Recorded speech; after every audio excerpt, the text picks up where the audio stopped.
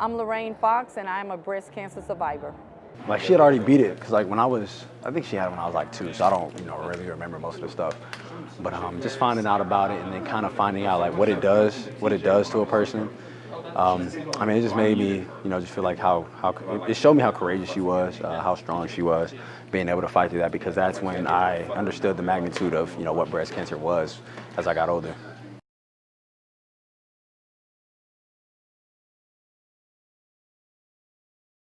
I found my lump myself. I didn't normally do a monthly self-exam. I just happened to do one that month. I found the lump. I waited a couple of days to see if it would go away. It didn't go away, so I went to my doctor, and they did the breast exam too. They found the lump. They said it might not be anything, but we'll do a mammogram.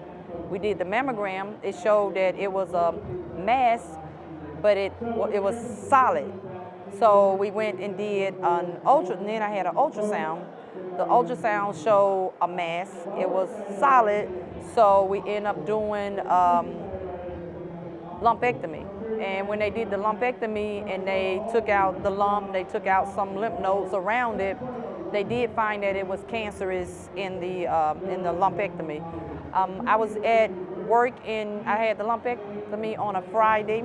I was living in New Orleans. I drove to Houston that Sunday because I had to go to work that Monday, and I got the results on that Wednesday. So from Friday to Wednesday was the longest days waiting for the call and waiting for the results.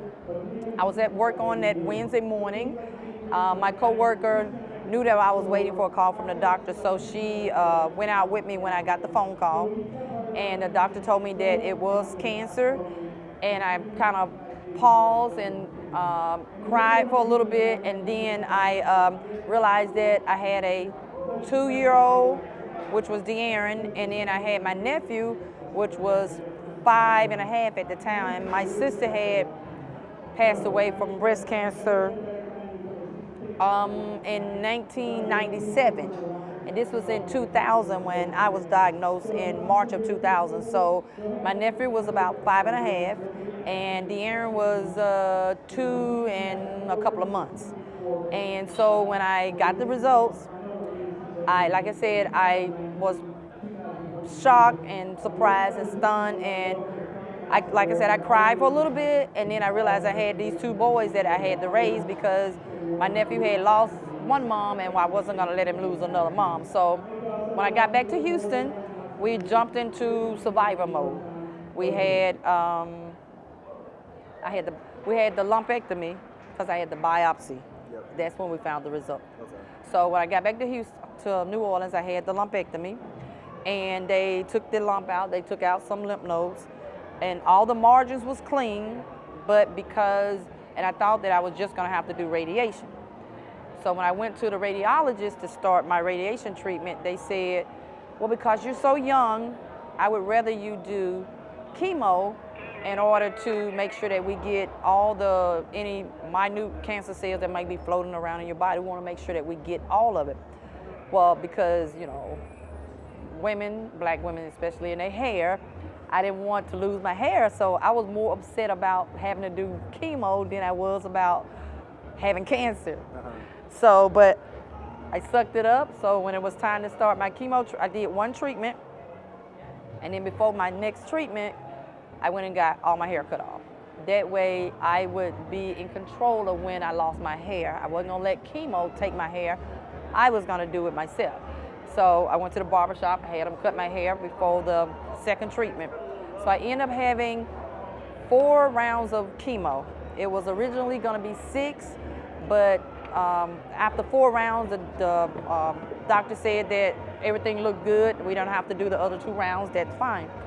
After 4 rounds of chemo, then we did 30 rounds of radiation. Now, mind you, I was still working my full-time job doing this process. And I had a lot of support from family, church friends. They would come clean my house, cook dinner for us so that I don't have to worry about doing anything going through the treatment. It is very important to have support because the cancer diagnosis already done start to take a toll on your psyche. And then to go through the treatment process, then you're taking a mental toll and a physical toll. And so it's really important to have a support system, whether just somebody to come over and sit with you, somebody to do your housework for you, somebody to cook dinner so you don't have to worry about cooking. So it's very important. Like, it's not something that it's a secret disease and you need to go through it alone, because cancer affects a lot of people. And you probably can take a survey and at least 75% of the people will either know somebody who went through cancer, or a close family member went through cancer, or even maybe even themselves. So it's not like a secret society. And the more you know, the more you promote it, the more you make awareness, then people, may start to get checked more regularly. Because my first initial mammogram was after my sister was diagnosed.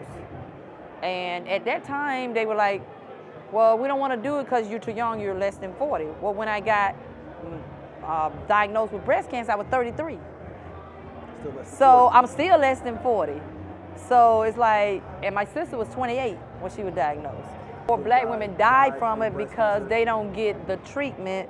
They may be underinsured or don't have any insurance at all, or we don't go get checked. Like, we'll find a lump and just let the lump be and keep it moving, instead of going, because we don't readily go to the doctor. The problem is, unless your doctor is willing to fight your insurance company, then I don't know if their hands are tied, but you still need to be more diligent yourself. Like, if you find a lump, then you go check it out, but don't find a lump and then ignore it. That's where, like, we know something's wrong.